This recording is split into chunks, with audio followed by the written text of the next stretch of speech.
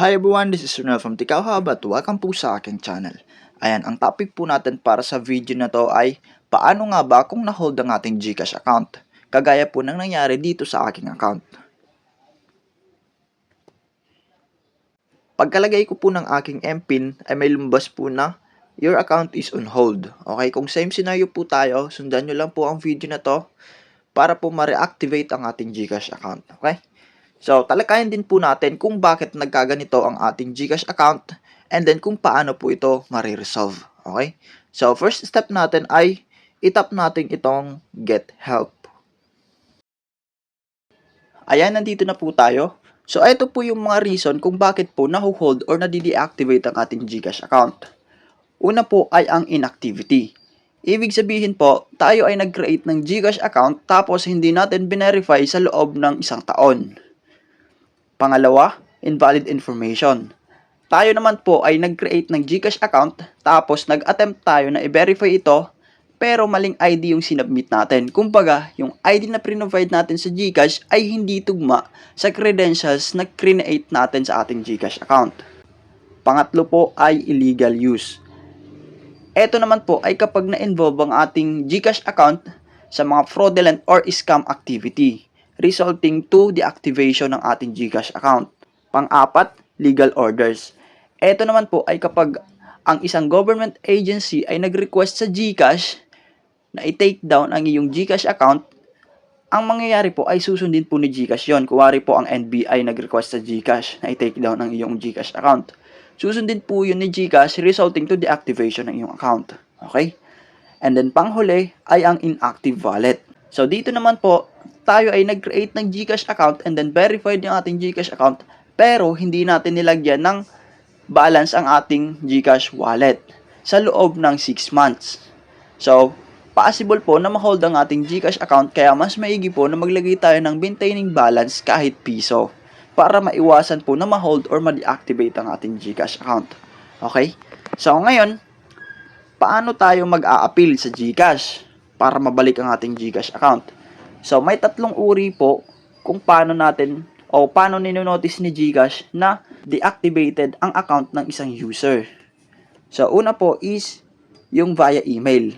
Kapag po naka-receive ka ng email na for account deactivation ng iyong GCash account. So, kung naka-receive ka nun, dito ka po sa number 1. I-click mo po itong naka-hyperlink na click here to ask for help. Pangalawa po ay via SMS.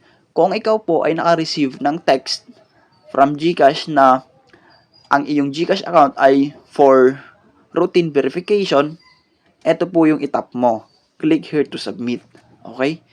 Pero kapag po naman ikaw ay nag-check lang ng iyong GCash account tapos may prompt doon kagaya na nangyari sa akin, dito po tayo sa number 3. Okay? Sundan po natin ito.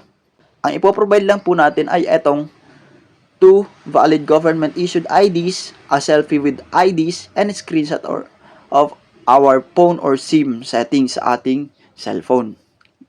Ito lang po yung kailangan nating isubmit. Ngayon, pag nag-submit ka na yan, and then na-approve, ang mangyayari po ay malilift ang suspension ng iyong GCash account.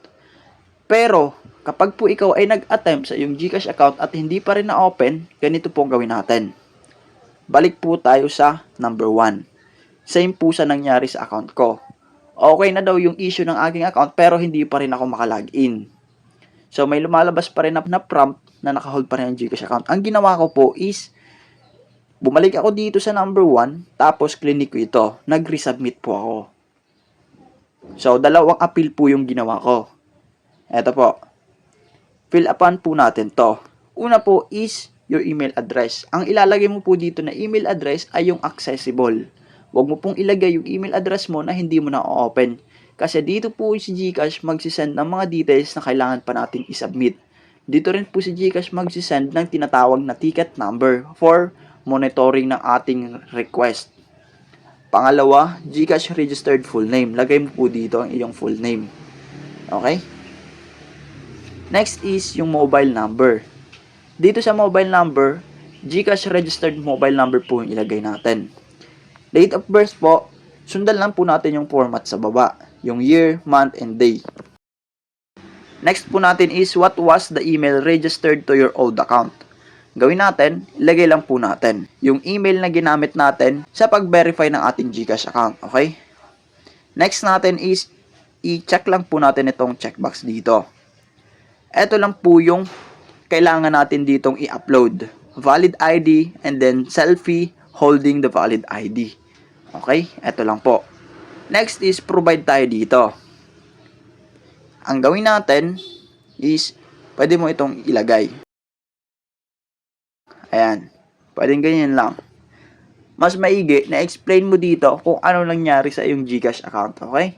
Para mas maintindihan po nila. Next is mag-attach na po tayo ng ID requirements na kailangan o hinahanap nila. Ito po. Valid ID and selfie holding the valid ID. Pagkatapos po nun ay isubmit natin. And then, once you submitted it, punta ka po sa nilagay mo na email address dito. May ma-receive ka po na email within 1 to 24 hours. So, ito po yung email na ma-receive mo. Ito. Unang po pong ma-receive ay itong ticket number. I-keep mo po ito para mag-follow up kay Gigi. Ito po yung itatap mo para malaman mo yung status ng iyong GCash account. Okay? Ito yung unang message. Pangalawa, ito. Pag nabasa mo po ito, ibig sabihin po, ma-open ang iyong GCash account. Okay? So, 6 days ago ko lang po na-open ang aking GCash account. Ito po.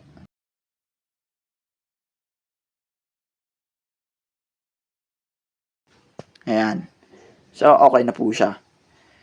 So, comment mo lang po kung hindi mo pa rin na-open na yung GCash account at kung ano yung mga requirements na hinihingi ni GCash. Okay? So, yun lang. Thank you.